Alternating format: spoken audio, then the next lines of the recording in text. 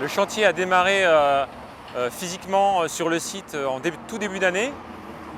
Il s'agit essentiellement de créer une voirie spécialisée pour les bus sur l'ancienne bande d'arrêt d'urgence et d'en profiter pour créer une voie véloroute régionale dans les doubles sens d'une largeur de 3 mètres sur la partie côté mer.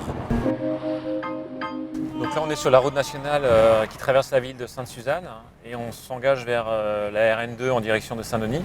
Donc ici il est indiqué qu'il y a des travaux sur la RN2 et que c'est interdit aux piétons et aux vélos et qu'il faut dans ce cas suivre des déviations. Donc bientôt ici il y aura une voirie d'accès pour les bus dès la bretelle d'insertion et la piste cyclable qui fera 3 mètres de large dans un sens comme dans l'autre. La vitesse bien sûr est limitée, elle est limitée à 70 km/h. C'est vrai qu'il est assez difficile pour les usagers de respecter la limitation de vitesse. Mais c'est important de le faire parce qu'il y a des gens qui travaillent de jour comme de nuit. Il faut savoir qu'il y a 4 personnes qui travaillent sur ce chantier-là pour le compte de la région Réunion. Un responsable de chantier et 3 surveillants de travaux qui se relayent toutes les nuits. Ici nous arrivons à la Rémie des Chèvres, donc nous allons sortir. Et c'est ici que les bus ainsi que les vélos vont être dirigés. Il faut savoir que des études sont en cours pour prolonger la circulation des bus en direction de Saint-Denis pour qu'ils évitent le bouchon du matin.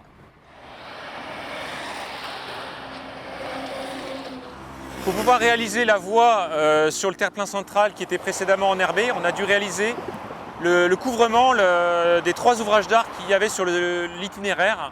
Donc là vous voyez la glissière béton, il y avait auparavant 2 glissières métalliques espacées d'environ 3 mètres de large.